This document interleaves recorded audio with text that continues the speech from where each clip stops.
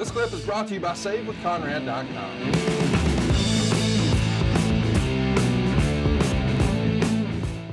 Well, let's go ahead and catch you up where we are. It's Lex and Sting at Superbrawl 2, and they go 13 minutes and 1 second. Of course, Lex is the champ, but he's leaving, so Sting wins. And Meltzer would say Luger was so huge he looked like a member of a different species. If it hadn't been confirmed already, this officially confirms Luger joining the WBF. They spent the first 2 minutes, pretending they were doing a silent movie by standing there doing nothing. Then they started working, and the near 300-pound Luger blew up within 2 minutes. The match was kept simple, and it did have interest, but it was a long way from a classic title change match.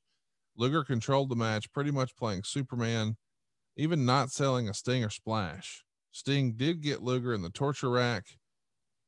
Sting kicked out of Luger's pile driver, and the finish came out of nowhere with Sting decking Harley Race and pinning Luger with a crossbody block. Luger and Sting shook hands and embraced after the match, but on television they switched to a crowd shot, so the folks at home didn't see it. 1.5 stars.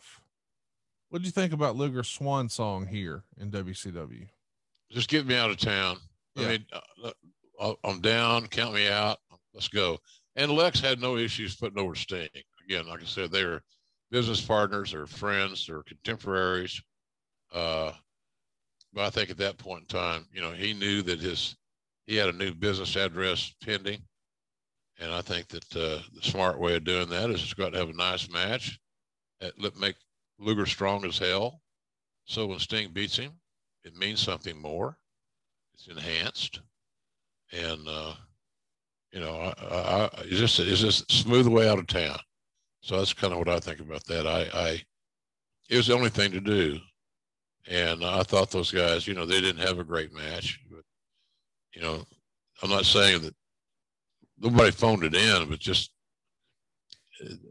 I always thought that Lex and Sting would have had better chemistry, but they apparently didn't. And I think part of that is, again, Lex as a heel needed to understand the nuances of ring psychology was a little bit iffy. And but they got through it, and you know, it accomplished a couple of things. Got Lex on his road out of there, and it got Sting a title.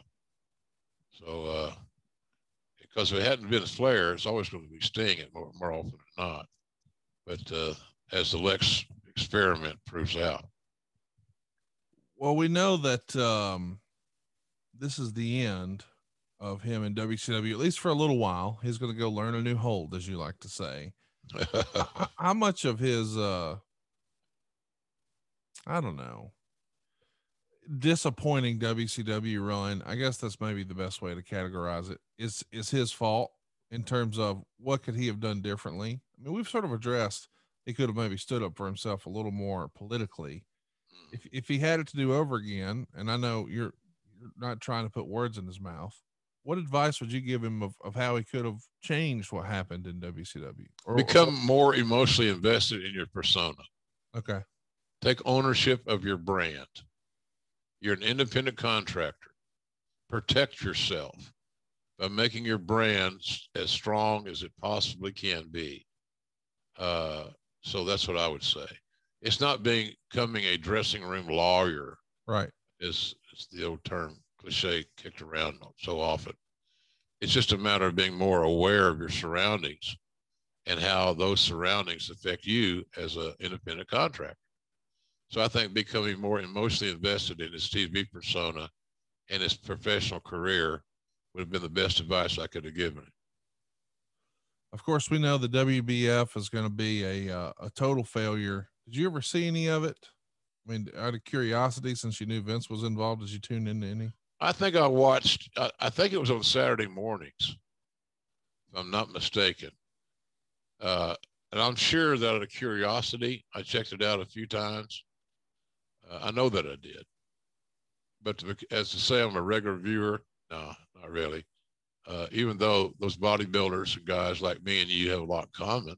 Oh, sure. You know, we're genetically freaks. And of course, everybody knows that. Everybody knows it. I didn't want to just throw it out there, but I threw it out there. So That'd be a good T-shirt.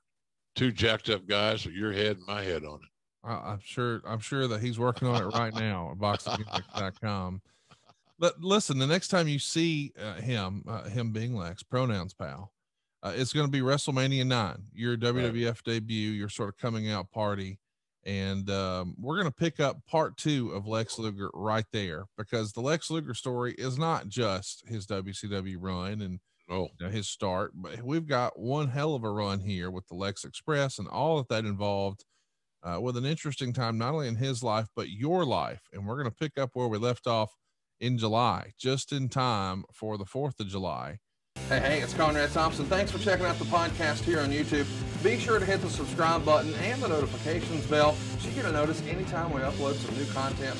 And go save yourself some money right now. If you're in a 30-year loan or you have credit card debt, it's not a matter of if I can save you money. It's a matter of how much. Find out right now for free at SaveWithConrad.com.